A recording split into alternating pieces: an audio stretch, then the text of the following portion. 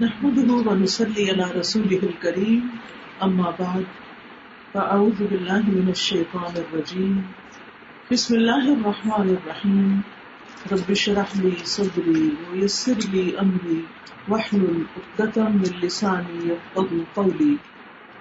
اللہ سبحانہ وتعالی ہمارا خالق ہے، وہی ہمارا رازق ہے، وہی ہمارا مالک ہے. اسی نے ہمیں پیدا کیا اور اسی کی طرف ہمیں واپس جانا ہے.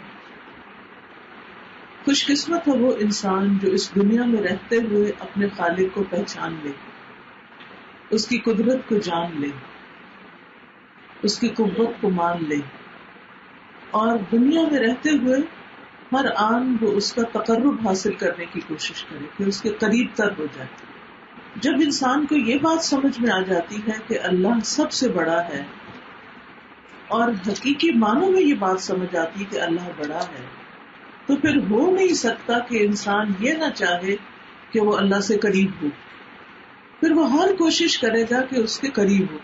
جیسے دنیا میں ہم کسی کو بڑا مانتے ہیں کسی بھی دنیاوی اعتبار سے، تو ہمارے لیے بڑی خوشی کی بات ہوتی ہے کہ وہ ہمارا رشتہ دار ہے یا ہمارا قریبی دوست ہے، کوئی کسی بڑے عہدے پہ ہوتا ہے، کسی بڑی پوسٹ پہ ہوتا ہے، کوئی سیلیبریٹی ہوتا ہے، کوئی بڑی اہمیت کا حامل کوئی شخص ہوتا ہے، تو ہم اس کی ملاقات اور اس کے پاس جانے یا اس کے ساتھ اپنے کنیکشن کو بڑی خوشی کے ساتھ واضح کرتے ہیں اور بتاتے ہیں. لیکن جو لوگ اللہ تعالیٰ کو جانتے ہیں اور اللہ تعالیٰ کو پہچانتے ہیں، وہ اس بات پر خوش ہوتے ہیں کہ وہ اللہ سے قریب ہو رہے ہیں، اور زندگی کا ہر وہ دن جو انہیں اللہ تعالیٰ کے قریب کرتا ہے، اللہ تعالیٰ کی محبت میں ان کے اضافہ کرتا ہے، وہ دن ان کا بہت ہی پروڈکٹیو دن اور بہت ہی خوشی کا دن ہوتا ہے. تو اللہ تعالیٰ کے قریب ہونے کے کئی ذرائع ہیں، کئی طریقے ہیں. یعنی جو شخص یہ چاہتا ہے کہ وہ قریب ہو تو اس کے کئی ایک طریقے ہیں، لیکن ان میں سے آج میں صرف ایک طریقے پر بات کروں گی، اور وہ ہے اللہ کا ذکر، اور کثرت سے اللہ سبحانہ وتعالیٰ کا ذکر. کیونکہ اللہ کا ذکر ہماری روح کی غذا ہے، ہمارے دلوں کی شفا ہے، اور اللہ سے محبت کرنے والوں کی آنکھوں کی ٹھنڈک ہے. وہ صرف زبان سے چند کلمات کو دہرانے کا نام نہیں، بلکہ حقیقی معنوں میں جب وہ اللہ کا ذکر کرتے ہیں تو ان کے اندر ایک خوشی کی لہر دوڑ جاتی. اداس دل، پریشان حال، دکھی، ان سب چیزوں کی جو شفا ہے یا ان کا جو علاج ہے وہ اللہ کے ذکر میں ہے. ذکر کی دو بڑی قسمیں ہوتی ہیں. ایک ذکر وہ ہوتا ہے جو مخصوص الفاظ، مخصوص اوقات، مخصوص جگہوں پر ہوتا ہے، جیسے نماز ہے. وَلَذِكْرُ اللَّهِ اکبر، اللہ کے ذکر کا بہت بڑا طریقہ ہے، لیکن ہم نماز اپنی مرضی سے نہیں پڑھ سکتے. اس کا ایک مخصوص وقت ہوتا ہے، اس کے مخصوص الفاظ ہوتے ہیں جو ہم کھڑے ہو کر ہاتھ باندھ کے پڑھتے ہیں، پھر گھٹنوں پہ جا کے، پھر سجدے میں، پھر مخصوص جگہ پر کھڑے ہوتے ہیں، مخصوص ڈائریکشن میں کھڑے ہوتے ہیں. تو اس میں ہماری اپنی مرضی نہیں ہوتی، ہماری اپنی چوائس نہیں ہوتی، بلکہ جس طرح ہمیں بتایا گیا ہے اس کے مطابق ہی ہمیں یہ ذکر کرنا ہوتا ہے. جیسے قرآن مجید میں بھی آتا ہے کہ اللہ کا ذکر اس طرح کرو جس طرح اس نے تمہیں ہدایت دی ہے. تو ذکر کی جو دوسری قسم ہے وہ ذکر جو کسی بھی وقت کیا جا سکتا ہے، کہیں پر بھی کیا جا سکتا ہے، اور اس میں عام طور پر تسبیحات، درود شریف، قرآن پاک کی تلاوت، یہ تمام چیزیں شامل ہیں. یعنی اگر آپ قرآن کے حافظ ہیں تو آپ کھڑے، بیٹھے، لیٹے، کسی بھی حال میں تلاوت کر سکتے ہیں، کوئی ممانعت نہیں. بعض لوگوں کے ذہن میں یہ ہوتا ہے کہ شاید ہم لیٹ کے قرآن نہیں پڑھ سکتے. نہیں، لیٹ کے بھی پڑھ سکتے ہیں، آپ کھڑے ہو کے بھی پڑھ سکتے ہیں، جیسے نماز میں آپ کھڑے ہو کے پڑھتے ہیں. آپ بیٹھ کے بھی پڑھ سکتے ہیں، جب آپ کا دل چاہے آپ پڑھیں، کوئی رکاوٹ نہیں ہے. اسی طرح تسبیحات ہیں، تسبیح بھی چلتے پھرتے، کام کاج کرتے آپ اللہ کی پاکی بیان کر سکتے ہیں. پھر اسی طرح تکبیرات پڑھنی ہوتی ہیں یا درود شریف پڑھنا ہوتا ہے. درود شریف کے متعلق بھی ہمارے ہاں بڑی غلط فہمیاں ہیں کہ بعض لوگ کہتے ہیں بغیر وضو کے درود نہیں پڑھ سکتے. ایسا کچھ بھی نہیں ہے. اس کے لیے وضو کا ہونا شرط نہیں ہے. وضو جو ہے دو اہم مواقع پہ بڑا ضروری ہے جس کے بغیر وہ عبادت نہیں ہوتی. ایک ہے نماز اور دوسرے ہے طواف. طواف وضو کے بغیر نہیں ہوتا, نماز وضو کے بغیر نہیں ہوتی. باقی یہ ہے کہ قرآن کی تلاوت بھی افضل ہے اگر آپ کا وضو ہو, اور اگر آپ کا وضو نہیں ہے تو بھی آپ اچھی طرح جب بھی بیٹھیں آپ قرآن کی تلاوت کر سکتے ہیں. اور اب تو بہت سہولت ہو گئی ہے کہ ٹیبلٹس پر, فون پر, آپ کی اسکرین پر ہر طرح کے قرآن مجید کے ٹیکسٹ اویلیبل ہیں. اور اگر آپ فون کو اٹھا کے تلاوت کر رہے ہیں تو وضو کی ضرورت نہیں ہے. اس میں جیسے عام دنوں میں آپ اٹھاتے ہیں تو عام اوقات میں اپنا فون اٹھاتے ہیں, ایسے ہی اگر آپ قرآن پڑھنے کی نیت سے اٹھا رہے ہیں تو بغیر وضو کے آپ اس کو کھول کے, ایون اگر آپ اسکرین کو ٹچ بھی کر رہے ہیں تو بھی اس کے لیے وضو کی ضرورت نہیں ہے. تو قرآن پڑھنے کے لیے, درود شریف پڑھنے کے لیے, آیت کریمہ پڑھنے کے لیے نہ جگہ کی قید ہے, نہ وضو کی قید ہے, اور نہ ہی کوئی اور پابندی ہے, بلکہ آپ کھلا ذکر کر سکتے ہیں. اذکار تو بہت سارے ہیں, لیکن آج میں ایک خاص ذکر سبحان اللہ والحمد للہ ولا الہ الا اللہ واللہ اکبر, ان 4 کلمات پر مشتمل جو ذکر ہے اس کی کچھ فضیلت بیان کروں گی. ہم ذکر کرتے ہیں, کوئی ہمیں بتا دیتا ہے, ہم تسبیح کرنا شروع کر دیتے ہیں, لیکن ہماری اکثر تسبیح بے روح ہوتی ہے. تو سبحان اللہ سبحان اللہ سبحان اللہ کرتے جاتے ہیں, یہ نہیں پتا چلتا کہ ہمیں اس میں کیا کرنا ہے, کس طرح کرنا ہے. اس کلمے کے بارے میں بہت سی احادیث وارد ہوئی ہیں جس میں اس کلمے کی فضیلت کا ہمیں پتہ چلتا ہے اور اس کی ترتیب کا فرق بھی پتہ چلتا ہے.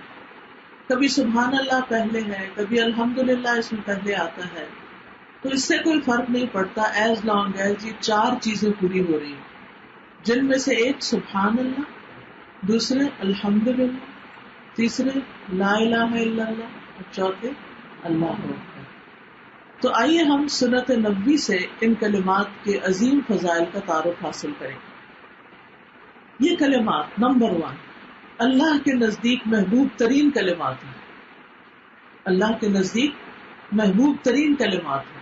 تو جو چیز اللہ تعالیٰ کی محبوب ہے, اللہ تعالیٰ کو پسند ہے, وہ ہمیں بھی بہت پسند ہونی چاہیے. کیونکہ ہم اللہ سے محبت کرتے ہیں تو ہر وہ چیز, ہر وہ انسان, ہر وہ جگہ جس سے اللہ محبت کرتا ہے ہمیں بھی اس سے محبت کرنی چاہیے. صحیح مسلم کی روایت ہے, سمرہ بن جندب کہتے ہیں کہ رسول اللہ صلی اللہ علیہ وسلم نے فرمایا, اللہ کے نزدیک سب سے زیادہ محبوب کلمات 4 ہیں, سبحان اللہ والحمد للہ ولا الہ الا اللہ واللہ اکبر. اور تمہیں اس میں سے کسی بھی کلمے سے شروع کرنا نقصان نہ دے گا. یعنی کہیں سے بھی آپ شروع کر لیں تو آپ کو کوئی نقصان نہیں ہوگا, کوئی فرق نہیں پڑتا. یعنی آپ چاہیں تو الحمدللہ و سبحان اللہ پڑھ لیں, چاہے تو آپ لا الہ الا اللہ سے شروع کر لیں, چاہے آپ اللہ اکبر سے شروع کر لیں, تو اٹ ڈزنٹ میٹر, کوئی فرق نہیں پڑتا. اور پھر امام مناوی کہتے ہیں, احب الکلام الی اللہ, اللہ کے نزدیک یہ سب سے محبوب کلام جو ہے یہ 4 اذکار اور دعاؤں پر مشتمل ہے. یہ اذکار کیا ہیں؟ ان میں اللہ کی پاکی بیان ہوتی ہے, اللہ کی تعریف بیان ہوتی ہے, اللہ کی توحید بیان ہوتی ہے, اللہ کی بڑائی بیان ہوتی ہے. تو اس وجہ سے ان کلمات کی بہت فضیلت ہے. سبحان اللہ کا مطلب کیا ہے؟ پاک ہے اللہ. کس سے؟ ہر عیب سے, ہر خطا سے, ہر غلطی سے, ہر نقصان سے. الحمدللہ سب تعریف اللہ کے لیے, آپ اللہ کی حمد و ثنا بیان کرتے ہیں, اور اللہ سبحانہ تعالیٰ کو یہ بہت پسند ہے کہ کوئی اس کی تعریف کرے. پھر لا الہ الا اللہ تو ویسے ہی بہت فضیلت والا کلمہ ہے جس کے پڑھتے انسان کو آگ سے نجات ہوتی ہے اور انسان اسلام میں داخل ہو جاتا ہے. اس میں اللہ تعالیٰ کی توحید ہے, اور اللہ اکبر میں اللہ سب سے بڑا ہے, اللہ کی بڑائی بیان ہوتی ہے. تو اس میں یعنی اس تسبیح کے اندر اللہ تعالیٰ کی وہ صفات ہیں جن کو صفات کمال کہا جاتا ہے کہ اللہ سب سے بڑا ہے، اللہ پاک ہے، اللہ ایک ہے، اللہ سبحانہ تعالیٰ ہی تعریف کے لائق اور قابل ہے. تو ان کلمات کو جب بھی انسان پڑھتا ہے تو اللہ تعالیٰ کی محبت حاصل کرتا ہے. تو اللہ تعالیٰ کے قریب اگر ہم ہونا چاہتے ہیں، اللہ کے پسندیدہ بننا چاہتے ہیں، تو ان کلمات کا ذکر کرنا چاہیے. نمبر 2، رسول اللہ صلی اللہ علیہ وسلم کے بھی نہایت پسندیدہ کلمات ہیں یہ. اللہ تعالیٰ کی پسند کے بعد محمد صلی اللہ علیہ وسلم کی پسند. صحیح مسلم کی روایت ہے، ابو ہریرہ رضی اللہ عنہ سے کہتے ہیں کہ رسول اللہ صلی اللہ علیہ وسلم نے فرمایا، سبحان اللہ والحمد للہ ولا الہ الا اللہ واللہ اکبر کہنا میرے نزدیک ہر اس چیز سے محبوب ہے جس پر سورج طلوع ہوتا ہے. سورج کس کس چیز پہ طلوع ہوتا ہے؟ ہر چیز پہ، چاہے درخت ہیں، پہاڑ ہیں، باغ ہیں، آبشاریں ہیں، دریا ہیں، سمندر ہیں، انسان ہے، مال و دولت ہے، پہاڑوں کے اندر چھپے ہوئے ذخیرے ہیں، خزانے، جو بھی ہیرے جواہرات ہیں. یعنی مراد اس سے کیا ہے؟ دنیا کی ہر چیز سے زیادہ پیارے. کیا ہمیں بھی ہے کہ ہم نے ان کو دل و جان سے لگا کے رکھا کہ مجھے یہ کلمات بے حد محبوب ہیں اور ان کا کہنا مجھے ہر چیز سے زیادہ اچھا لگتا ہے. امام ابن عربی رحمہ اللہ فرماتے ہیں کہ آپ صلی اللہ علیہ وسلم نے ان کلمات اور ہر اس چیز جس پر سورج طلوع ہوتا ہے فضیلت کے اعتبار سے ایک موازنہ بیان کیا. لیکن فضیلت میں موازنہ کرنے کی شرط یہ ہوتی ہے کہ دونوں چیزیں اصل معنی میں برابر ہوں، پھر ان میں سے ایک چیز دوسری سے زیادہ ہو جائے. لیکن وہ یہ کہتے ہیں کہ اس میں اس بات کا بھی احتمال ہے کہ آپ کی مراد یہ ہے کہ یہ کلمات مجھے اس بات سے زیادہ محبوب ہیں کہ میرے لیے ساری دنیا کا مال و دولت ہو اور میں اس کو صدقہ کر دوں. یعنی there is no comparison between دنیا اور اللہ کی تعریف اور ان کلمات کے بیچ میں کمپیریزن کوئی نہیں ہے. لیکن اصل بات یہ ہے کہ پھر کیوں کہا گیا کہ ان سے زیادہ پیارے؟ وہ تو ہیں ہی اچھے. تو مطلب یہ ہے کہ دنیا سے کمپیئر کرنے کا مطلب یہ ہے کہ آپ صلی اللہ علیہ وسلم نے دراصل یہ کہنا چاہا کہ مجھے اس ساری دنیا کی دولت سے زیادہ محبوب اس اعتبار سے کہ وہ سب بھی میں صدقہ کر دوں تو بھی مجھے کوئی پرواہ نہیں، ایز لانگ ایز یہ کلمات مجھے نصیب. کتنا بڑا خزانہ ہمیں دیا گیا ہے ان کلمات کی شکل میں، لیکن لا علمی کی بنا پر ہم ان سے وہ محبت نہیں کرتے، وہ ان کی قدر نہیں کرتے، اپنی زندگی میں ان کو داخل نہیں کرتے. تو خلاصہ کلام یہ ہے کہ ان کلمات پر جو ثواب ملنے والا ہے وہ بہت زیادہ ہے. اس سے بھی زیادہ ہے کہ انسان پوری دنیا کی دولت خرچ کر دے. اس سے زیادہ اجر و ثواب ملتا ہے جب انسان ان کلمات کو پڑھتا ہے. لیکن ہم جانتے نہیں. جب جانتے نہیں، علم حاصل نہیں کرتے، تو پھر بہت سے فائدوں کی چیزوں سے محروم رہتے ہیں. پھر اگلی بات، یہ کلمات اولاد اسماعیل سے غلام آزاد کرنے سے بھی زیادہ افضل ہے. یعنی ایک غلام کو آزاد کرنا، ایک غلام بھی انسان اگر زندگی میں آزاد کرتا ہے تو وہ اس کے لیے جہنم سے کفایت کر جاتا ہے. تو کہا یہ کہ انسان اولاد اسماعیل جو کہ دنیا میں جتنے بھی انسان پیدا ہوئے ان میں سے سب سے بہترین نسل، یعنی اللہ نے بعض قوموں کو، بعض قبیلوں کو، بعض نسلوں کو بعض پر فضیلت عطا کی، جیسے بنی اسرائیل کو بھی دی تھی. لیکن پھر اسماعیل علیہ السلام کی اولاد کو، جس میں سے محمد صلی اللہ علیہ وسلم ہے، ان کو باقی سب پر فضیلت عطا کی. تو اس لیے ان کلمات کو ادا کرنا ایک بہت بڑے اجر و ثواب کا باعث ہے. صحیح ترغیب و ترہیب کی روایت میں ہے، ابو امامہ رضی اللہ عنہ سے مروی ہے کہ رسول اللہ صلی اللہ علیہ وسلم نے فرمایا، سورج طلوع ہونے تک میں بیٹھ کر اللہ کا ذکر کروں، اس کی بڑائی، اس کی حمد و تسبیح اور تحلیل کروں، یعنی لا الہ الا اللہ پڑھوں، یہ مجھے اولاد اسماعیل میں سے 2 غلام آزاد کرنے سے زیادہ محبوب ہے. اسی طرح عصر کے بعد سورج غروب ہونے تک اللہ کا ذکر کرنا مجھے اولاد اسماعیل میں سے 4 غلام آزاد کرنے سے زیادہ محبوب ہے.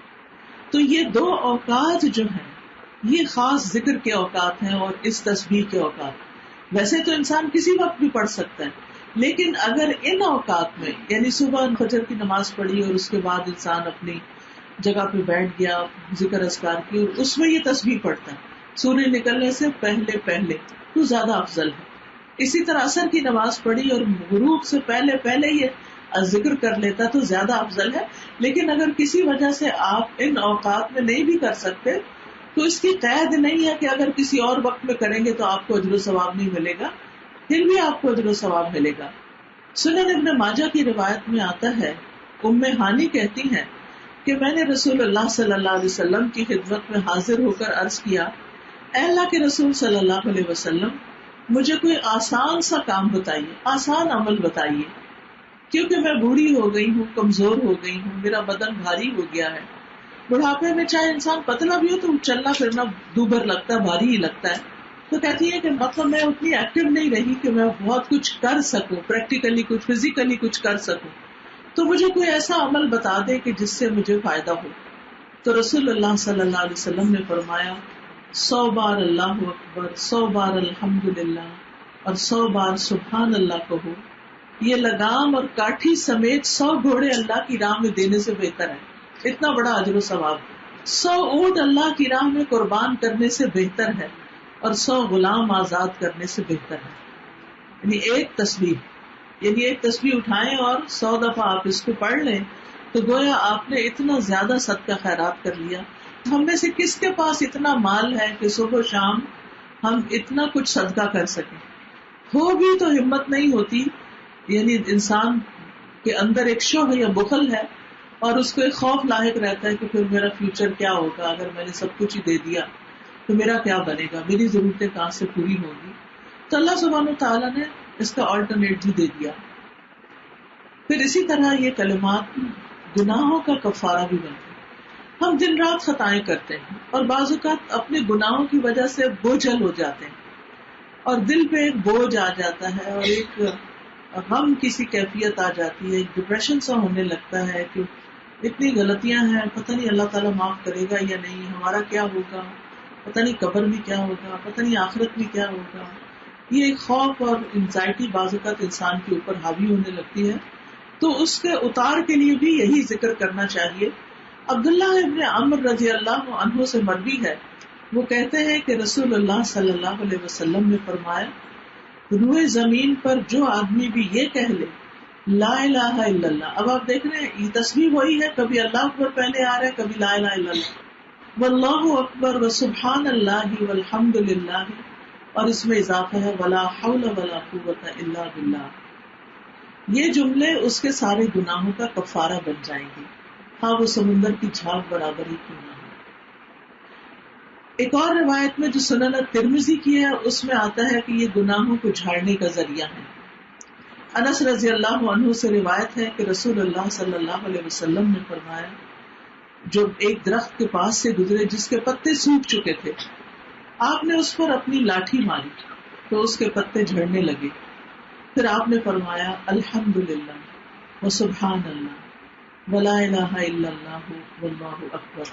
یہ کہنے سے بندے کے گناہ اسی طرح جھڑتے ہیں جیسے اس درخت کے پتے جھڑتے. اس حدیث سے ہمیں یہ بھی پتہ چلتا ہے کہ نبی صلی اللہ علیہ وسلم کے سکھانے کا انداز کیا تھا، یعنی پریکٹیکل ایگزامپلس کے ساتھ، صرف زبانی نہیں بلکہ درخت پہ، سوکھے درخت کے اوپر لاٹھی مار کے پتے جھاڑ کے دکھایا کہ دیکھو یہ گر رہے ہیں نا، ایسے ہی گناہ گرتے ہیں جب انسان یہ کلمات ادا کرتا ہے. تو کتنا یقین میں اضافہ ہوا ہوگا. پھر اسی طرح یہ کلمات جنت میں درخت لگانے کا ذریعہ ہے. السلسلہ صحیحہ کی روایت ہے ابن مسعود رضی اللہ عنہ سے کہ رسول اللہ صلی اللہ علیہ وسلم نے فرمایا، جس رات مجھے معراج کرائی گئی میری ملاقات ابراہیم علیہ السلام سے ہوئی. تو انہوں نے کہا، اے محمد صلی اللہ علیہ وسلم، اپنی امت کو میری طرف سے سلام پیش کرنا اور انہیں بتانا کہ جنت کی مٹی پاکیزہ ہے، بہت عمدہ مٹی، بہت اچھا سائل، اور اس کا پانی میٹھا ہے. آپ سوچئے کہ کہیں فرٹائل لینڈ ہو اور پانی بھی اچھا ہو، اور وہ ایک چٹیل میدان ہے، اور سبحان اللہ والحمد للہ ولا الہ الا اللہ واللہ اکبر کہنا وہاں درخت لگانا ہے. یعنی تمہیں ایک لینڈ دے دی گئی ہے، اب جتنی تسبیح کرو گے، جتنا ذکر کرو گے، اتنی ہی گرینری زیادہ ہو جائے گی. اب یہ ہر ایک پر ہے کہ وہ اس کو کتنا خوبصورت بناتا ہے. پھر ان کلمات کو کہنے والے بندے کی فضیلت کے بارے میں آتا ہے. عبداللہ بن شداد روایت کرتے ہیں، یہ سلسلہ صحیحہ کی روایت ہے، کہ قبیلہ بنو ازرع کے 3 لوگ نبی صلی اللہ علیہ وسلم کے پاس آئے اور اسلام قبول کر لیا. تو نبی صلی اللہ علیہ وسلم نے فرمایا کہ کون ان کو کفایت کرے گا، یعنی کون ان کو اپنے پاس رکھے گا، کیونکہ اپنا قبیلہ چھوڑ کے آ گئے ہیں. تو طلحہ رضی اللہ عنہ نے کہا کہ میں ان کو اپنے پاس رکھتا ہوں، لہٰذا وہ ان کے ساتھ رہنے لگ گئے. ایک دن نبی صلی اللہ علیہ وسلم نے ایک لشکر بھیجا، ان میں سے ایک آدمی ان میں سے بھی شریک ہوا، یہ جو 3 آئے تھے، اور وہ وہاں شہید ہو گیا. کچھ عرصے کے بعد آپ نے ایک اور ایکسپیڈیشن کہیں بھیجی، ایک لشکر بھیجا، تو ایک اور ان میں سے اس کے ساتھ چلا گیا اور وہ بھی وہاں شہید ہو گیا. پھر کچھ عرصے کے بعد جو تیسرا بچا تھا ان 3 میں سے، وہ اپنے بستر پر طبعی موت مرا، وہ کسی غزوہ میں شہید نہیں ہوا. طلحہ رضی اللہ عنہ کہتے ہیں کہ میں نے خواب میں ان تینوں کو جنت میں دیکھا، لیکن میں دیکھتا ہوں کہ اپنے بستر پر طبعی موت مرنے والا سب سے آگے ہے، اس کے پیچھے دوسرے نمبر پر شہید ہونے والا، اور اس کے پیچھے پہلے نمبر پہ شہید ہونے والا ہے. تو مجھے بڑی تشویش ہوئی کہ میں نے کس قسم کا خواب دیکھا ہے. میں نبی صلی اللہ علیہ وسلم کے پاس آیا اور آپ سے یہ خواب بیان کیا. تو آپ نے فرمایا کہ تمہیں اس سے کیوں تعجب ہوا، تم حیران کیوں ہو رہے ہو؟ وہ مومن سب سے افضل ہے جسے اسلام کی زندگی نصیب ہوتی ہے، یعنی مسلمان ہو کے پھر لمبی عمر پاتا ہے، کیونکہ وہ اپنی زندگی میں سبحان اللہ، اللہ اکبر، لا الہ الا اللہ کہتا رہتا ہے. یعنی ان کلمات کے کہنے کی وجہ سے اس کا نمبر ان پہلے شہیدوں سے بھی آگے ہو گیا، کیونکہ اس کو زیادہ دن مل گئے زیادہ کمائی کے لیے. تو اس لیے یہ اللہ تعالیٰ کی بڑی نعمت ہے، بڑی رحمت ہے، بڑی فضیلت ہے کہ انسان کو عمر ملے، زندگی ملے، اور وہ فضول لغو باتوں اور پریشان کن چیزوں میں مشغول ہونے کی بجائے ذکر کی کثرت کر دے. ایک اور روایت کے مطابق ان کلمات کو کہنے کا اجر مسند احمد میں کچھ یوں آتا ہے. ابو سعید خدری رضی اللہ عنہ اور ابو ہریرہ رضی اللہ عنہ سے مروی ہے کہ رسول اللہ صلی اللہ علیہ وسلم نے فرمایا، بے شک اللہ نے 4 قسم کے جملے منتخب فرمائے، یعنی سارے کلام میں سے یہ پسند کیے، چنے ہیں اپنے ذکر کے لیے. سبحان اللہ والحمد للہ ولا الہ الا اللہ واللہ اکبر. جو شخص سبحان اللہ کہے اس کے لیے 20 نیکیاں لکھ دی جاتی ہیں اور 20 گناہ معاف کر دیے جاتے ہیں. جو شخص اللہ اکبر کہے اس کے لیے بھی یہی ثواب ہے، اور جو شخص لا الہ الا اللہ کہے اس کا بھی یہی ثواب ہے. اور جو شخص اپنی طرف سے الحمدللہ رب العالمین کہے اس کے لیے 30 نیکیاں لکھ دی جاتی ہیں یا 30 گناہ معاف کر دیے جاتے ہیں. تو اس لیے اگر انسان الگ الگ بھی پڑھتا ہے تو بھی اس کا بڑا اجر ہے. پھر یہ کلمات آگ سے ڈھال بننے والے ہیں. ابو ہریرہ کہتے ہیں کہ رسول اللہ صلی اللہ علیہ وسلم نے فرمایا، اپنا بچاؤ حاصل کر لو. صحابہ نے کہا، اللہ کے رسول کیا دشمن آ گیا ہے؟ آپ نے فرمایا نہیں، لیکن جہنم سے اپنے آپ کو بچانے کے لیے یہ کلمات پڑھو، سبحان اللہ والحمد للہ ولا الہ الا اللہ واللہ اکبر. یہ کلمات قیامت کے دن تمہارے آگے آ کے، پیچھے آ کے تمہارا بچاؤ کریں گے، یعنی تمہیں پروٹیکٹ کریں گے جہنم سے. اور یہی کلمات باقیات الصالحات ہیں، جیسے سورۃ کہف میں آتا ہے، والباقیات الصالحات خیر عند ربک ثوابا وخیر عملا. پھر ان کلمات کی عرش الہی کے ارد گرد بھنبھناہٹ ہوتی ہے. سنن ابن ماجہ کی روایت ہے، رسول اللہ صلی اللہ علیہ وسلم نے فرمایا، بے شک تم لوگ اللہ کی عظمت کا جو ذکر کرتے ہو، یعنی سبحان اللہ، الحمدللہ، لا الہ الا اللہ، الحمدللہ کے الفاظ کہتے ہو، وہ عرش کے ارد گرد چکر لگاتے رہتے ہیں. یہ کلمات بھی طواف کرتے ہیں.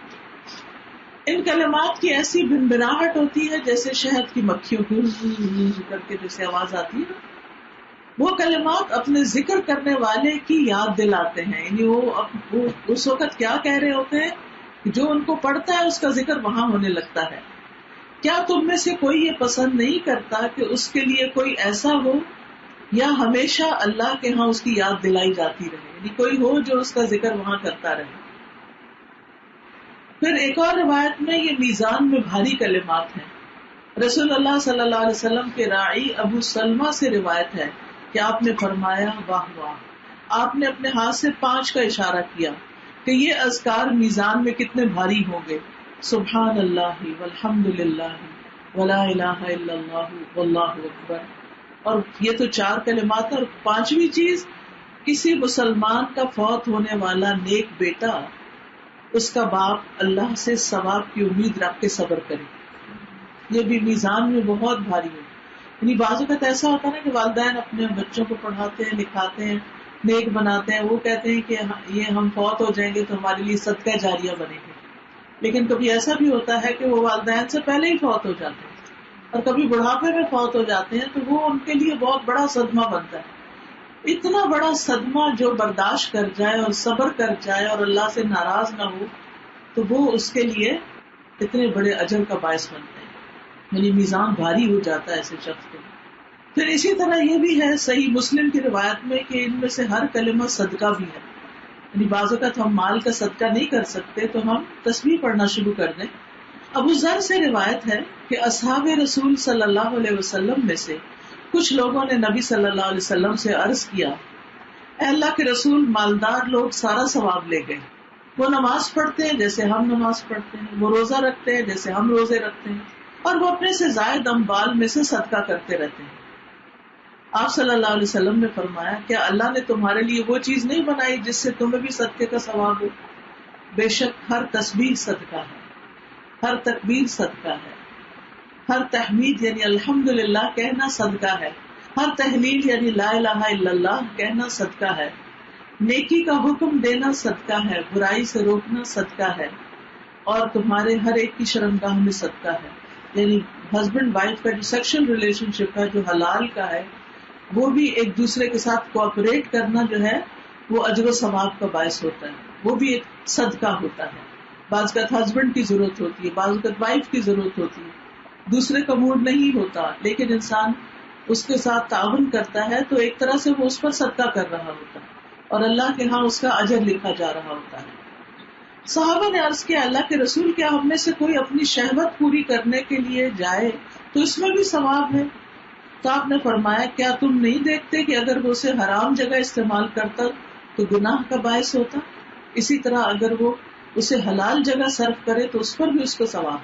یہ ہے ہمارے دین کی خوبصورتی کہ سراسر دنیاوی ضروریات، ایون ہماری خواہشات کی تکمیل اگر حلال جائز طریقے سے ہوتی ہے تو وہ بھی اجر و ثواب کا باعث ہوتا ہے. پھر ان کلمات کے بارے میں بھی یہ بھی آتا ہے کہ جو شخص قرآن نہ پڑھ سکتا ہو، کئی لوگوں کے لیے عربی پڑھنا بہت مشکل ہوتا ہے، جیسے چائنیز ہے. ہماری ایک اسٹوڈینٹ تھی تو انہوں نے ایک چائنیز کا واٹس ایپ تجوید کا گروپ شروع کیا ہوا تھا. وہ کہتی ہے کہ مخارج کے معاملے میں آپ یوں سمجھے پتھروں سے معاملہ ہے، اور ان کی زبان کے مخارج کچھ اور ہیں، عربی کے کچھ اور ہیں. کروا یعنی وہ اتنی دقت سے ادا کرتے ہیں، اتنی سخت محنت کرتے ہیں، جب جا کے وہ کچھ کلمات پڑھنے کے قابل ہوتے ہیں. لیکن وہ بھی اس طرح کی عربی لہجے میں تلاوت آپ ہارڈلی کسی چائنی کو سنیں گے تو کر سکتے. اس کے برعکس ملیشین جو ہیں وہ بہت خوبصورت تلاوت کرتے ہیں، اور بہت سے لوگوں کو اللہ نے، ایون ہماری اردو کے ساتھ بھی کوئی زیادہ بڑا مسئلہ نہیں ہے. اردو کے تو الفابیٹس بھی بہت سارے عربی سے ملتے جلتے ہیں. ٹھیٹھ حیدرآبادی جو اردو ہے اس کے اندر تو ویسے ہی کئی مخارج جو ہیں وہ کافی شارپ ہیں. تو کہنے کا مطلب یہ ہے کہ اسی طرح جیسے کچھ الٹریٹ لوگ ہوتے ہیں تو بڑی عمر ہو جاتی ہے، ان کی زبان بھی کہتے ہیں موٹی ہو جاتی ہے، ان سے بھی لفظ نہیں نکلتے تو قرآن نہیں پڑھ سکتے. بعض لوگ بڑھاپے میں جا کے مسلمان ہوتے ہیں، 80 سال میں جا کے، 90 سال میں جا کے مسلمان ہوتے ہیں، تو ان کے پاس کہاں ٹائم ہے کہ وہ قرآن سیکھ سکیں. دیکھو قرآن اللہ کی کتاب ہے جس کا سیکھنا اس جیسی کوئی نعمت ہی نہیں. خیرکم من تعلم القرآن والعلم، تم میں سے بہترین ہے وہ لوگ جو قرآن سیکھیں اور سکھائیں. یعنی ایک بہت بڑی نعمت ہے اللہ کی، جس کو توفیق دے دیتا ہے کہ وہ قرآن کے ساتھ مشغول ہو جاتا ہے، اس کے سیکھنے اور سکھانے میں اور اس کی مجلس اختیار کرنے میں اپنا وقت لگاتا ہے۔ تو بہرحال کوشش کے باوجود جو نہ سیکھ سکے تو اس کو یہ کلمات کا فائد کر جاتے ہیں۔ سنن نبی داؤد کی روایت ہے، عبداللہ بن نبی اوفا بیان کرتے ہیں، ایک شخص نبی صلی اللہ علیہ وسلم کی خدمت میں آیا اور کہنے لگا کہ مجھے قرآن میں سے کچھ یاد نہیں، میں کچھ یاد کر نہیں سکتا، مجھے حفظ ہی نہیں ہوتا۔ ایسے بھی لوگ ہوتے ہیں، محنت کوشش کے باوجود چھوٹی سی سورت بھی حفظ کرنا ان کے لیے بڑا مشقت والا کام ہوتا ہے، اور کچھ لوگ ماشاءاللہ بس چند دفعہ پڑھتے ہیں اور وہ حفظ کر جاتے ہیں۔ وہ کہنے لگا کہ مجھے کچھ سکھا دیجئے کہ وہ میرے لیے قرآن کی قراءت سے کفایت کر جائے۔ آپ نے فرمایا، تم سبحان اللہ والحمد للہ ولا الہ الا اللہ واللہ اکبر ولا حول ولا قوۃ الا باللہ پڑھا کرو۔ وہ کہنے لگا، اللہ کے رسول، یہ تو اللہ عز و جل کے لیے ہوا، میرے لیے کیا؟ یعنی اس میں تو ساری اللہ ہی کی تعریف ہے، مجھے کیا ملے گا؟ آپ نے فرمایا، تم کہا کرو، اللہم ارحمنی وارزقنی وعافنی واہدنی، اے اللہ مجھ پر رحم فرما، مجھے رزق عطا فرما، مجھے عافیت عطا فرما، مجھے ہدایت عطا فرما۔ چنانچہ جب وہ کھڑا ہوا تو اپنے ہاتھوں سے ایسے اشارہ کیا تو رسول اللہ صلی اللہ علیہ وسلم نے فرمایا، رہا یہ شخص تو اس نے اپنے ہاتھ خیر سے بھر لیے، ایک طرف اللہ کی تعریف کے کلمات سیکھ گیا ہے اور دوسری طرف اپنے نعمتوں کا سوال کرنے کا، یعنی اچھی سی دعا بھی سیکھ لی ساتھ اس۔ تو اس سے یہ پتہ چلتا ہے کہ انسان ان کلمات سے ہر طرح کا بھرپور فائدہ اٹھا سکتا ہے۔ پھر اسی طرح یہ کلمات ہر جوڑ کا صدقہ بھی ہے۔ ہر روز جب انسان صبح اٹھتا ہے، بیدار ہوتا ہے، تو اس کے 360 جوڑوں پہ صدقہ واجب ہوتا ہے کہ ان کا صدقہ نکالنا ہوتا ہے۔ اب یہ ہے کہ ہم میں سے ہر ایک کے پاس 360 روپے بھی نہیں روز ہو سکتے کہ ہم ایک ایک روپیہ بھی اپنے ہر جوڑ کا صدقہ کریں، تو پھر کیا کریں؟ صحیح مسلم کی روایت میں ہے، نبی صلی اللہ علیہ وسلم نے فرمایا، تم میں سے جو آدمی صبح کرتا ہے تو اس کے ہر جوڑ پر صدقہ لازم ہے، تو ہر مرتبہ سبحان اللہ کہنا صدقہ ہے، ہر مرتبہ الحمدللہ کہنا صدقہ ہے، ہر مرتبہ لا الہ الا اللہ کہنا صدقہ ہے، ہر مرتبہ اللہ اکبر کہنا صدقہ ہے، نیکی کا حکم دینا صدقہ ہے، برائی سے روکنا بھی صدقہ ہے۔ یعنی مال نہیں خرچ کر سکتے، تسبیحات پڑھنی شروع کر دو، صدقہ ادا ہو جائے گا۔ پھر محرومی سے بچاؤ کا ذریعہ ہے، رسول اللہ صلی اللہ علیہ وسلم نے فرمایا، یہ صحیح ادب المفرد کی روایت ہے، کچھ دعائیں ایسی ہیں جن کو 100 مرتبہ پڑھنے والا کبھی محروم نہیں ہوتا، یعنی اپنی مرادیں پا لیتا ہے، اور ان میں سے سبحان اللہ والحمد للہ ولا الہ الا اللہ واللہ اکبر۔ یعنی جب آپ کی کوئی حاجت ہو، کوئی آپ کا پروجیکٹ اٹکا ہوا ہو، کوئی کام ہو نہ رہا ہو، تو وہ ہوتا ہے نا کہ وظیفہ بتا دیں، اور لوگ بھی پوچھتے ہیں آپ سے، اور اپنے لیے بھی ان کلمات کو پڑھنا شروع کر دیں، پھر آپ دیکھیں کتنی خیر و برکت آتی ہے۔ پھر بخل، خوف اور ڈر کا علاج ہے، دل کی تنگی اور خوف، فیت، یعنی بہت سے لوگوں کو ایک عجیب طرح کا خوف لاحق رہتا ہے، فوبیاز جس کو آپ کہہ سکتے ہیں، کوئی چیز ہے نہیں لیکن ان کو بار بار دماغ میں یہی خیال آئے گا، کہیں چھت نہ گر جائے، کہیں یہ لفٹ بند نہ ہو جائے، کہیں یہ لائٹ نہ چلی جائے، کہیں میں پیچھے نہ رہ جاؤں، کہیں میری فلائٹ نہ مس ہو جائے۔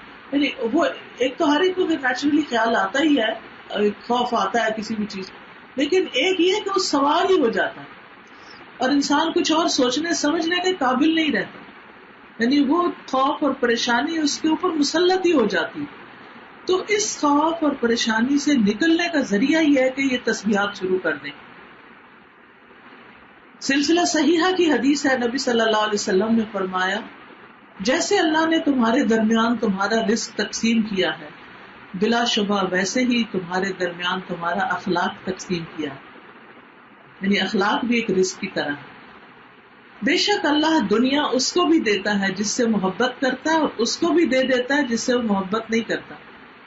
یعنی دنیا میں کسی کی محبت، کسی کی مقبولیت اس بات کی علامت نہیں ہوتی کہ اللہ ضرور اس سے محبت کرتا ہے، مگر ایمان صرف اس کو دیتا ہے جس سے وہ محبت کرتا ہے۔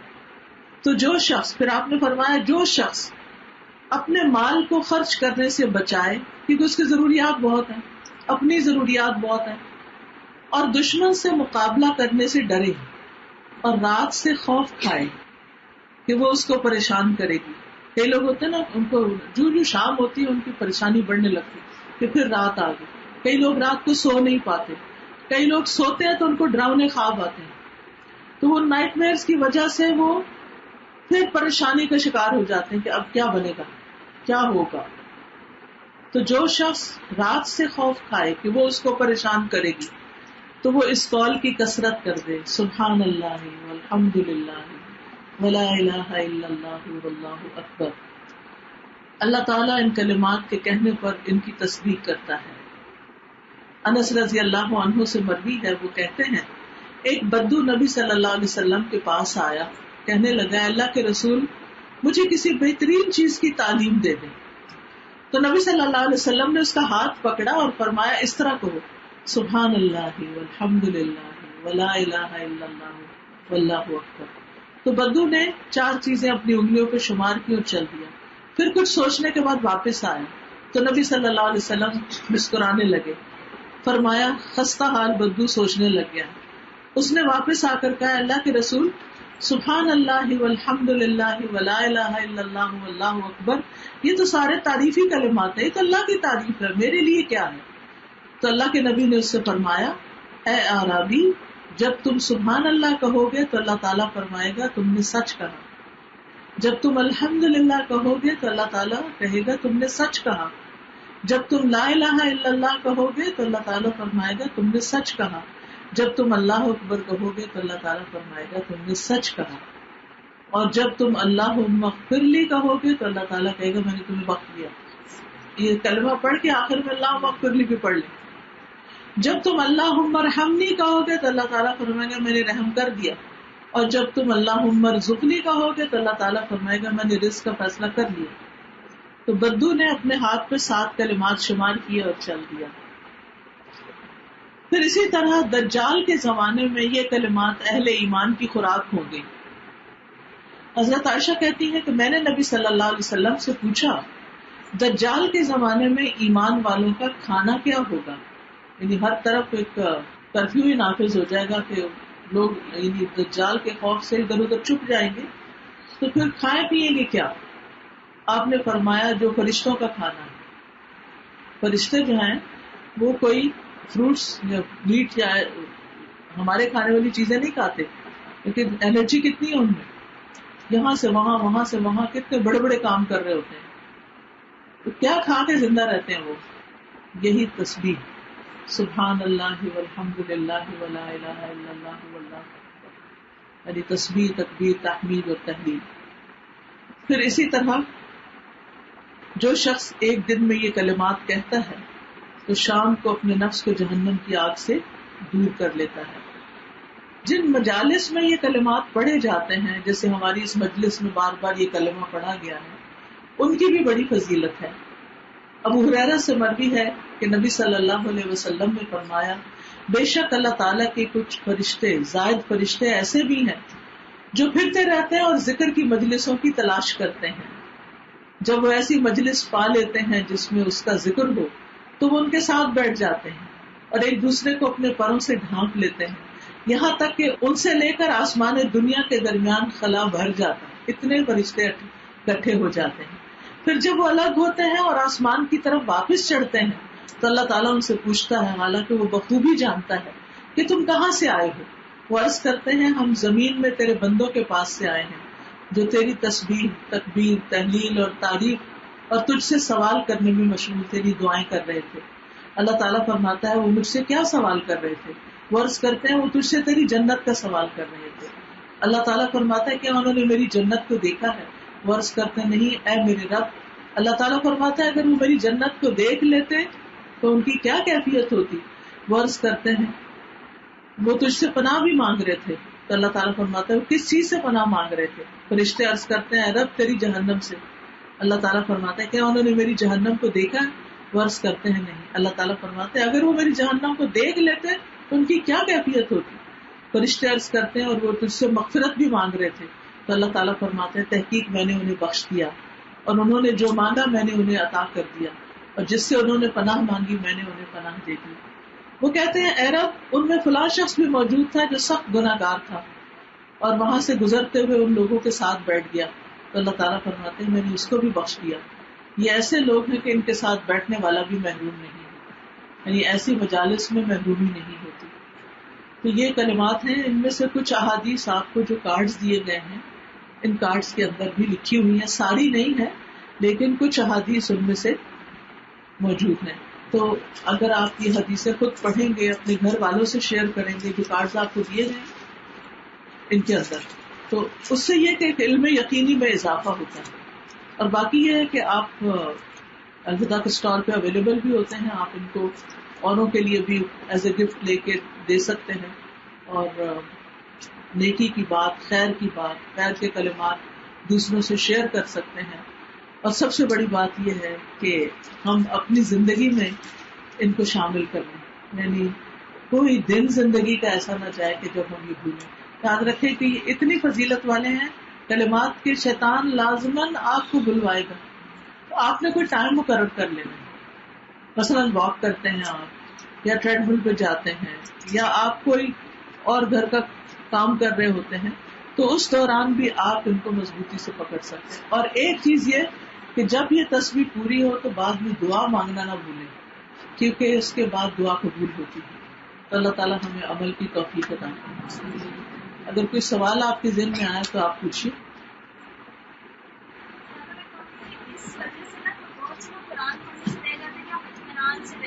ہاں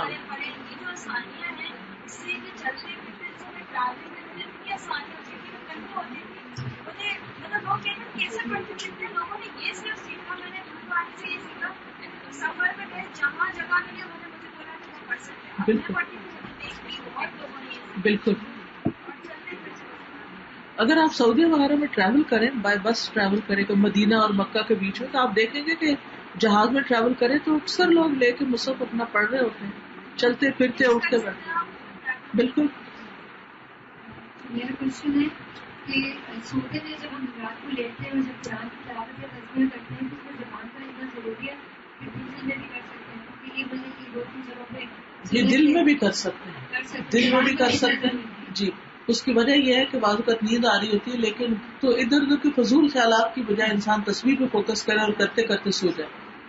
اچھا, اور یہ نماز میں پاؤں کا ڈھکنا ضروری ہے, یہ بھی افضل یہی ہے, احتیاط کا تقاضا بھی یہی ہے. میں تو ڈھکتی تھوڑی سی اپنے پینٹ شلوار کے نیچے کر لیں, یعنی ٹخنے تو کسی صورت ننگے نہیں ہونے چاہیے. لیکن اب جو ٹراؤزر پہنے جاتے ہیں اس میں جو ہی نیچے ہوتا ہے آدھی آدھی پنڈلیاں ننگی ہونے لگتی ہیں, تو اس سے نماز نہیں ہوتی.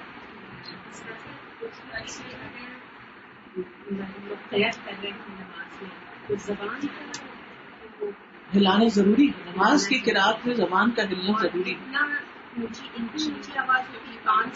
نہیں اتنا ضروری ہے. اور 3 آیت کے بعد اگر کوئی غلط ہو جائے ہماری اس میں تو وہ جائز, 3 آیت صحیح ہونی چاہیے, یعنی اتنی ہو جس کو آپ قرات کہہ سکیں. کہ نماز کی قرات فرض ہے نا, تو وہ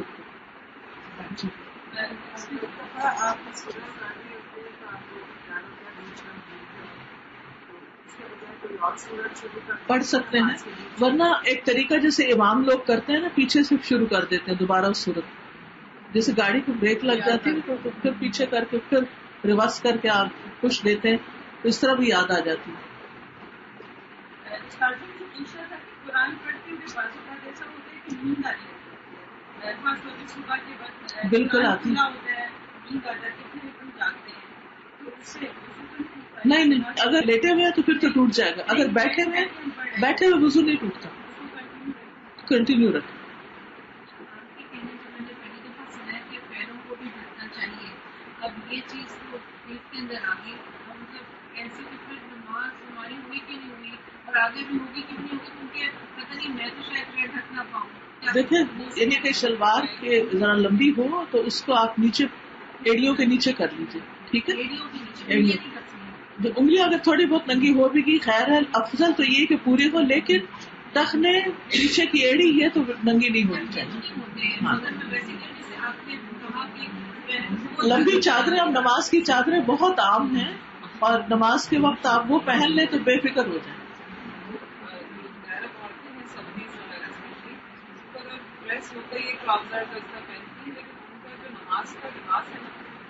وہاں تو جی ہاں جی بالکل.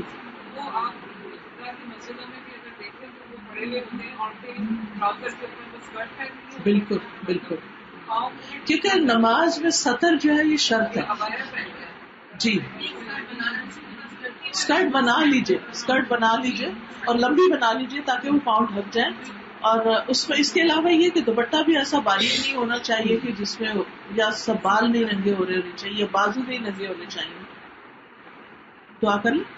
سبحان اللہ والحمد للہ ولا الہ الا اللہ واللہ اکبر ولا حول ولا قوة الا باللہ العلی العظیم. اللہم صل علی محمد وعلی آل محمد كما صلیت علی ابراہیم وعلی آل ابراہیم انک حمید مجید. اللہم بارک علی محمد وعلی آل محمد كما باركت على إبراهيم وعلى آل إبراهيم إنك حميد مجيد. ربنا آتنا في الدنيا حسنة وفي الآخرة حسنة وقنا عذاب النار. اللهم إنا نسألك الهدى والتقى والعفاف والغنى. اللهم اغفر لنا خطايانا وجهلنا وإسرافنا في أمرنا وما أنت أعلم به منا. اللهم اغفر لنا جدنا وهزلنا وخطأنا وعمدنا وكل ذلك عندنا. اللهم اغفر لنا ما قدمنا وما أخرنا وما أسررنا وما أعلنا وما أنت أعلم به منا. أنت المقدم وأنت المؤخر وأنت على كل شيء قدير. اللهم يا مصرف القلوب صرف قلوبنا على طاعتك. اللهم إنا نعوذ بك من العجز والكسل والجبن والبخل والهرم ونعوذ بك من فتنة المحيا والممات وأعوذ بك من عذاب القبر. اللهم إنا نعوذ بك من الكسل والهرم والمأثم والمغرم ومن فتنة القبر وعذاب القبر ومن فتنة النار وعذاب النار ومن شر فتنة الغنى ونعوذ بك من فتنة الفقر ونعوذ بك من فتنة المسيح الدجال. اللهم اغسل عنا خطايانا بماء الثلج والبرد ونق قلوبنا من الخطايا كما نقيت الثوب الأبيض من الدنس وباعد بيننا وبين خطايانا كما باعدت بين المشرق والمغرب. اللهم إنا نعوذ بك من زوال نعمتك وتحول عافيتك وفجاءة نقمتك وجميع سخطك. اللهم إنا نعوذ بك من الجبن ونعوذ بك من البخل ونعوذ بك من أن نرد إلى أرض العمر ونعوذ بك من فتنة الدنيا وعذاب القبر. اللهم إنا نعوذ بك من جهد البلاء ودرك الشقاء وسوء القضاء وشماتة الأعداء. اللهم آت أنفسنا تقواها وزكها أنت خير من زكاها أنت وليها ومولاها. یا رب العالمین ہم نے جو کچھ پڑھا ہے ہمیں اس پر عمل کی توفیق عطا فرما. اس علم نافع کو دوسروں کے ساتھ شیئر کرنے کی توفیق عطا فرما. یا رب العالمین ہمیں اپنا ذکر کرنے والا, شکر کرنے والا اور صبر کرنے والا بنا دے. یا اللہ دنیا کی مشکلات ہمارے لیے آسان کر دے, آخرت کی مشکلات کو بھی ہمارے لیے آسان کر دینا. یا اللہ ہمیں خیر کا پیغام لے کے جانے والا بنا دے اور ہر شر سے محفوظ رکھنا. یا اللہ تو ہمیں معاف کر دے, ہماری غلطیوں کو معاف کر دے, ہمیں صحت عطا فرما, ہمارے بچوں کو ہدایت عطا فرما. یا اللہ ہمیں دنیا اور آخرت کی بھلائیاں نصیب فرما. اللہ اس گھر پر اپنی خیر و برکت نازل فرما، سارے دکھ تکلیفیں اور پریشانیاں دور فرما۔ اللہ آنے والوں کے دلوں میں جو دعائیں ہیں، نیک تمنائیں ہیں، حاجات ہیں، یا اللہ ان کو پورا فرما۔ ربنا تقبل منا انك انت السميع العليم وتب علينا انك انت التواب الرحيم وصلى الله تعالى على خير خلقه محمد وعلى آله واصحابه واهل بيته اجمعين برحمتك يا ارحم الراحمين الہی آمین۔ سبحانك اللهم وبحمدك اشهد ان لا اله الا انت استغفرك واتوب الیک۔ آپ کے اپنے دل میں کوئی دعا ہے تو آپ مانگ لیجیے۔